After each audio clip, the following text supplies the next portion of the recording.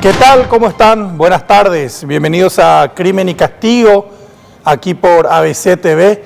Esta es la imagen que presenta a estas horas, 18:01, en la ciudad capital, Asunción del Paraguay, que cada vez tiene menos naranjos y menos flores. Cada vez se va deteriorando más nuestra ciudad capital. De este modo, con este clima súper agradable, 30 grados, pero parece que se viene la lluvia. Se viene la lluvia mañana, pasado, el viernes, el sábado. Aparentemente todo el fin de semana vamos a tener lluvias. Entonces, a cuidarse y a estar atentos. Qué gusto encontrarnos de vuelta en otra semana aquí en Crimen y Castigo por ABC TV.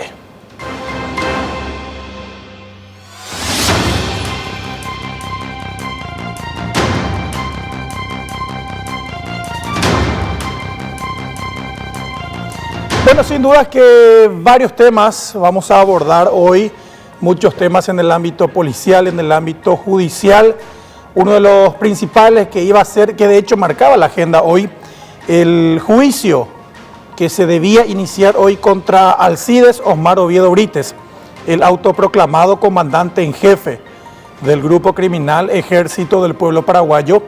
Oviedo Brites cumple una condena de 18 años en la agrupación especializada. Ya lleva 14 años recluido, va por 15. De hecho, él había sido capturado en julio del año 2004 en San Lorenzo en una persecución. Está a punto de cumplir 15 años de encierro. Le sobran 3 más de los 18 a los cuales fue sentenciado por el secuestro de María Edith Bordonde de Bernardi, en el primer secuestro atribuido a lo que hoy conocemos como el EPP, una banda que opera en la zona norte del país. Oviedo Brites, pese a estar recluido en Asunción, no solamente seguía dirigiendo al grupo, al brazo armado del EPP que opera en el norte del país y que es comandado actualmente por su cuñado, el fugitivo Osvaldo Daniel Villalba Ayala, quien tiene actualmente 36 años de edad. ¿Qué es lo que ocurrió en ese sentido? Lo siguiente, que pese a estar encerrado, Oviedo Brites seguía enviando instrucciones. Él seguía dirigiendo al EPP desde su celda en la agrupación especializada. El 21 de mayo del año 2014, un mes y piquito después de que Arlan Fick fuera secuestrado, porque este fue plagiado el 2 de abril de ese año 2014 de su casa de la colonia Paso Tuyá del departamento de Concepción, Oviedo Brites recibió la visita de 2 activistas de derechos humanos. Supuestamente llegaron hasta la celda de la agrupación para cerciorarse de la situación por la cual estaba atravesando el secuestrador convicto. ¿Qué pasó? Mediante esos activistas, Oviedo Brites en aquel entonces exigió un canje al gobierno paraguayo. Palabras más, palabras menos, le dijo: si ustedes liberan a mis cómplices recluidos, yo voy a ordenar que mis cómplices también liberen a Arlan Fick, quien llevaba un mes secuestrado. Esa acción fue considerada como una instigación al secuestro. Él fue imputado, luego acusado, y hoy debía iniciarse el juicio en la ciudad de Concepción. Aldo Rojas, nuestro compañero corresponsal, se encuentra desde la referida zona del país. Aldo, ¿cómo te va? Buenas tardes.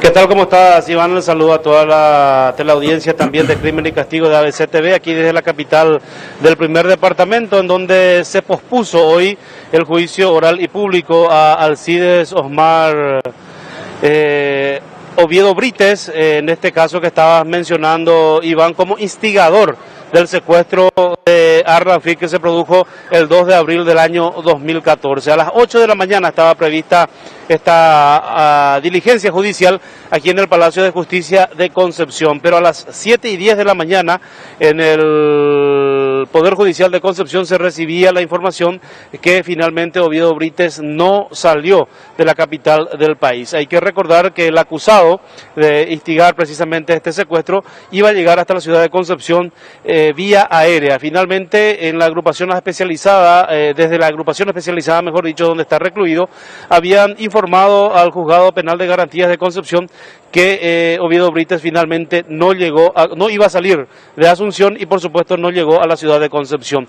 La audiencia de igual manera se inició a las 8 de la mañana, allí el fiscal Javier Ibarra conjuntamente con su colega Joel Casal estuvieron solicitando al juez, al presidente del Tribunal de Sentencia, el juez Fulvio Salinas, para que se pueda fijar nuevamente el día de hoy o en una fecha muy próxima un nuevo juicio oral, es decir, el juicio oral que se había suspendido para que se realice en la jornada de hoy o en su efecto en los próximos días. También se adhirió a esto la defensora pública Marta Villalba, la defensora pública de Oviedo Brites, y finalmente el juez con sus dos magistrados también, con los dos magistrados que componían el tribunal, también decidieron que a las 13 horas debía reiniciarse este juicio, o iniciarse, mejor dicho, este juicio oral en la ciudad de Concepción. Pero finalmente, en el transcurso de la mañana, la Corte Suprema de Justicia había resuelto en su pleno que el juicio finalmente se realice en la ciudad de Asunción, digo bien, en una de las salas de juicios orales. Nosotros estuvimos nuevamente hoy a las 13 en la sala de juicios orales del Poder Judicial de Concepción, y allí el juez, Fulvio Salinas, anunciaba que el próximo 2 de mayo a las 8 de la mañana en el Palacio de Justicia de Asunción se va a estar realizando finalmente el juicio oral a Oviedo Brites por el caso Arlan Fick. Iván. Aldo, te pregunto, ¿fue sorpresivo para ustedes hoy o no? Porque aquí en Asunción la información ya se había publicado, que probablemente este juicio se iba a traer aquí a la capital, precisamente por medidas de seguridad. Al final anunciaron que iba a empezar hoy este juicio, pero sin embargo, nuevamente ahora anuncian que la diligencia se va a llevar a cabo aquí en la capital. ¿Cómo se tomó esta determinación ahí en la zona norte? Y en un principio se iba a realizar en Asunción, pero ya después, con el correr del tiempo, la propia defensora pública, Marta Villalba, defensora de Oviedo Brites, había solicitado que se realice en la ciudad de Concepción esta diligencia judicial, y a raíz de ello, nuevamente el Juzgado Penal de Garantías de Concepción había solicitado informes con relación al tema de seguridad, tanto a la Dirección de Policía de Concepción como al Comando de Defensa Interna, más conocido como FTC, la Fuerza de Tarea Conjunta. Ambas instituciones respondieron que las condiciones de seguridad estaban dadas para que Oviedo Brites afronte este juicio oral en la ciudad de Concepción. Ayer, hasta prácticamente las 18 horas, nosotros manejábamos, se iba a realizar en la ciudad de Concepción, pero finalmente hoy a las 7:10 de la mañana se recibió esta información. Incluso el propio juez Fulvio Salinas, el presidente del Tribunal de Sentencia, se mostró sorprendido porque cuando llegaba antes de las 7 de la mañana al Palacio de Justicia de Concepción no había ningún tipo de seguridad. No había ningún tipo de seguridad perimetral, como habitualmente se suele estilar o se suele realizar cuando se realizan en este lugar juicios orales a miembros del autodenominado Ejército del Pueblo Paraguayo, y por supuesto ha sorprendido a los colegas y también por supuesto a los testigos, que han llegado 13 testigos, llegaron hasta la ciudad de Concepción para poder participar de este juicio oral. Por eso, insisto, o sea, por eso me parece muy raro que algo que ya se sabía iba a ocurrir sobre la hora hayan cambiado, y de vuelta los 13 testigos, muchos de ellos se habrán trasladado aquí de la capital, viajaron en vano hasta el norte del país, Aldo. La mayoría, incluso el propio Arlan estuvo, hay que recordar que Arlan Fick estaba viviendo, al menos la última información que estaba manejando es que estaba viviendo en la zona de Pedro Juan Caballero. También su padre, don Álcido, que vive a más de 150 kilómetros de la ciudad de Concepción, también llegó hasta la capital del primer departamento para poder participar de este juicio oral y público. Incluso se tenía previsto todo el tema de seguridad, teniendo en cuenta que ayer a las 8 de la mañana, Iván, ante la audiencia se realizó una reunión entre los miembros de seguridad, de los organismos de seguridad del Estado y el Poder Judicial, es decir, los jueces, los componentes del Tribunal de Sentencia para organizar precisamente, para finiquitar todo en cuanto a seguridad. Y hasta ayer, como te decía, ya entrada la noche, la información que nosotros manejábamos y que incluso los propios jueces tenían era que esta diligencia judicial, reitero, se iba a realizar en la ciudad de Concepción y que finalmente se pospuso, reitero, para el próximo 2 de mayo en la ciudad de Asunción. Bueno, bate, come la tiempo y no, Pepe, Aldo, pero veo. Y por nada tiempo, por nada, a pesar de que ahora al menos estamos viendo que el cielo está parcialmente nublado, pero un clima agradable, 27 grados aproximadamente la temperatura acá en la capital del primer departamento. Estoy frente al monumento a la Madre, aquí en la avenida Agustín Fernando de Pinedo, esta emblemática avenida de la capital del primer departamento, y por supuesto a mis espaldas el monumento que es un símbolo de la ciudad de Concepción, una postal de la capital del primer departamento, sin lugar a dudas. Ocurre yo, ahí te lo mitad en la avenida de Aldo, vemos mucho movimiento. Sí, muchos movimientos, están en la Ojoa, y na Joga Beiván, no sé, hay incluso acá enfrente hay una institución educativa, el colegio salesiano, el Instituto Salesiano San José, de colegio Joga y Gina está. Se colegio pues, exactamente. Se colegio pues a veces en la alumnos, entre padres de familia, incluso docentes y nada, a esta hora de la institución, yo dirigí Jogabe. Gracias, Aldo, un saludo a todos los concepcioneros a través tuyo. Muchas gracias, Iván, y será hasta cualquier momento. Hasta luego. Bueno, Alcides Osmar Oviedo Brites, como les decía, él está acusado por secuestro en carácter de instigador, extorsión agravada, apología del delito, frustración de la persecución, ejecución penal, terrorismo y asociación terrorista.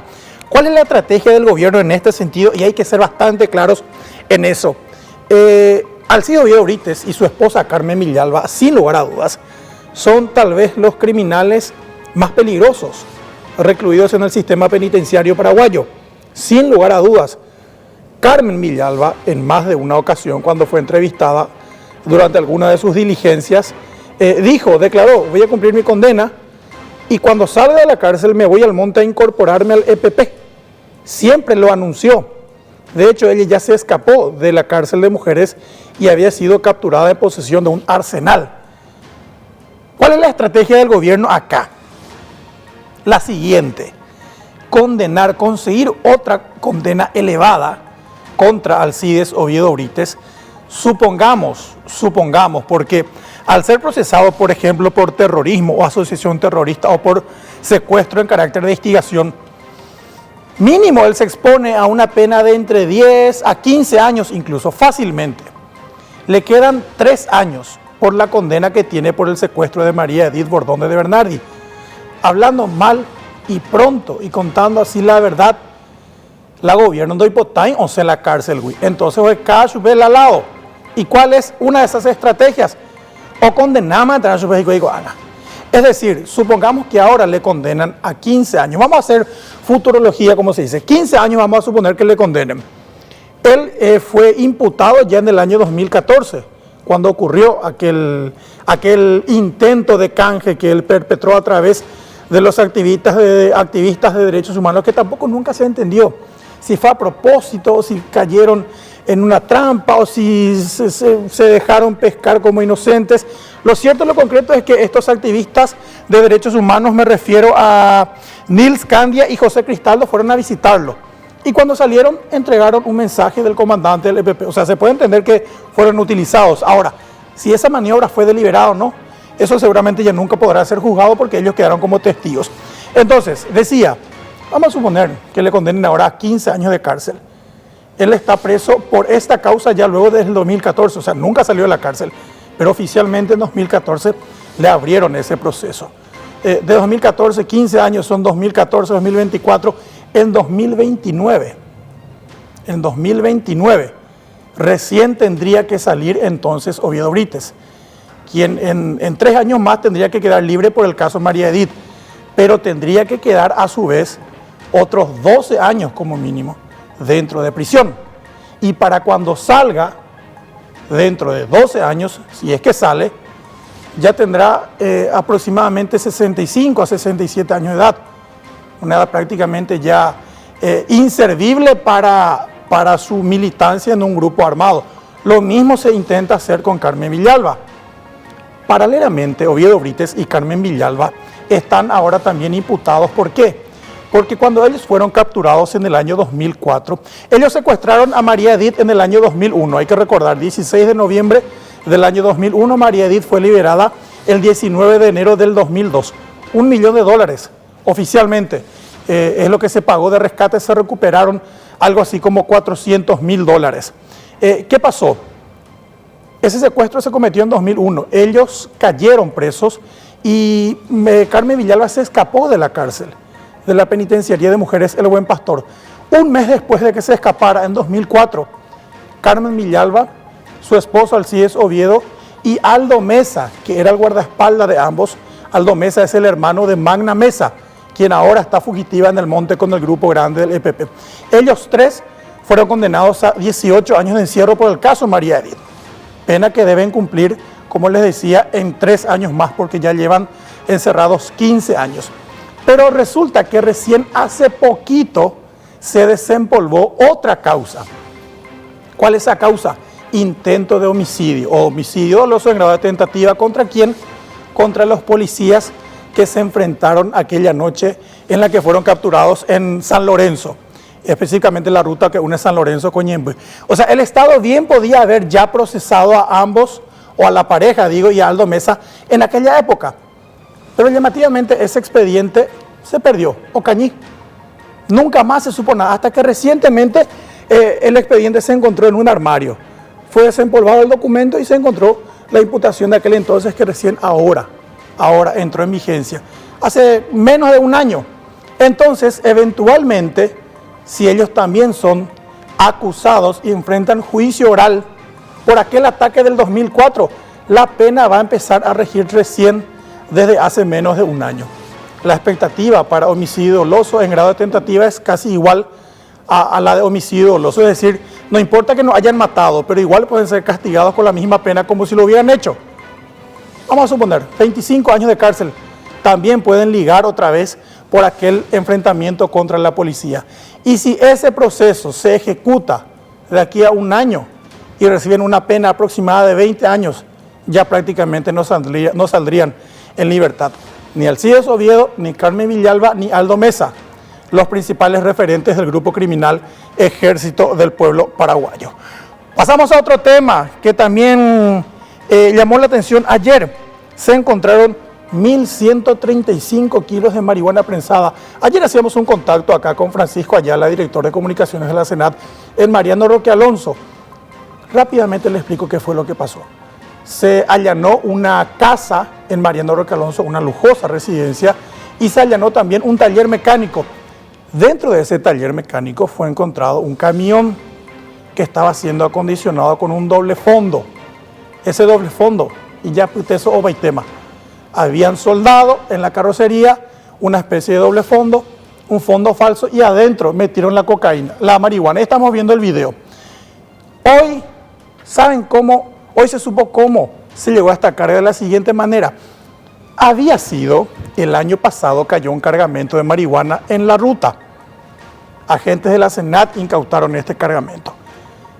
Encontraron ese alijo de marihuana el año pasado e identificaron a la persona que vendía en San Pedro. Identificaron al productor, al que produce y vende la marihuana.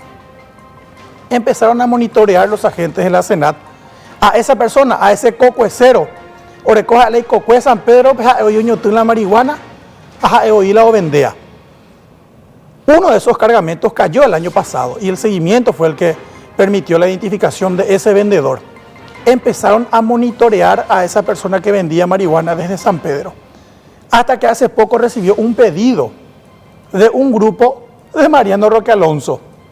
La Senat monitoreó las negociaciones y descubrieron que el grupo que cayó ayer, en realidad, también era uno de los clientes de ese proveedor de marihuana.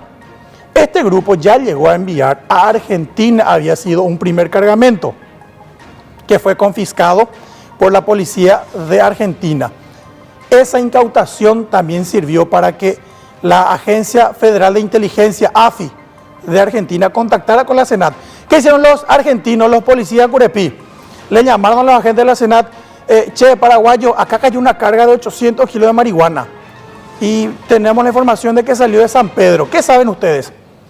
La SENAT se puso a trabajar y descubrió que es el mismo cargamento que salió del mismo campamento productor del cual ellos también ya habían incautado el año pasado aquí en nuestro país. Entonces era obvio que un vendedor estaba surtiendo a varias organizaciones. Y entonces prestaron especial atención sobre Aristides Luis Rojas Acosta, ahí vemos en pantalla, el de anteojos, el primero a la izquierda, Él es el jefe financista según la SENAT. Contaba con el apoyo de su hijo Rodrigo Rolando Rojas Méndez, de José Roa Cabrera, Claudio Ramón Orrego Ramos y de Luis Alberto Almada. Ellos, ¿qué es lo que hacían? Llamaban a ese vendedor de San Pedro, el que planta y vende la marihuana, y ellos compraban la droga a 100.000 guaraníes el kilo. Trajeron 1.135 kilos. Había sido recientemente, ellos recibieron un llamado desde Argentina, un pedido de Argentina. Entonces, este grupo, según la SENAT siempre, fue a San Pedro y compró la marihuana a 100.000 guaraníes el kilo. Los integrantes de esta red trajeron la marihuana al taller mecánico que figura a nombre de Rodrigo Rolando Rojas Méndez, el hijo del supuesto líder de la gavilla. Y ahí acondicionaron la droga, como están viendo en pantalla, dentro de un camión. Esta droga ellos debían llevar no a Argentina, sino que tenían que entregar en Encarnación. Por eso así, ahí nomás hicieron. Por eso así, rápido, porque ellos saben que este sistema no va a poder cruzar al otro lado porque cualquier escáner puede detectar. Entonces, el trato, según descubrió la SENAT, era que ellos debían entregar este camión con 1.135 kilos en Encarnación. ¿A quién? A una banda argentina que después iba a llevar la mercancía al lado brasileño. Y hagan el cálculo en sus casas si tienen una calculadora. Compraron, voy a hacer acá, compraron a 100.000 guaraníes el kilo. Vamos a ver cuánto hicieron antes de irnos a la pausa. 100.000 guaraníes el kilo por 1.135 kilos. 113 millones de guaraníes le costó supuestamente a esta gente el cargamento que perdieron ayer. Pero ¿qué pasa? Ese cargamento ellos iban a vender a $350 el kilo. Es decir, 350 por 1.135 kilos. Iban a ganar 397.250, que multiplicado por 6.000, el valor promedio del dólar, iban a gastar 113 millones e iban a recuperar 2.383 millones de guaraníes. A su vez, la banda argentina que tenía que recibir la droga en Encarnación y hacer llegar hasta Chile, iba a vender la mercancía a $1.500 el kilo. La codiciada marihuana paraguaya se compra acá a 100.000 guaraníes y en Chile se vende a $1.500. A la vuelta del corte seguimos más con Crimen y Castigo.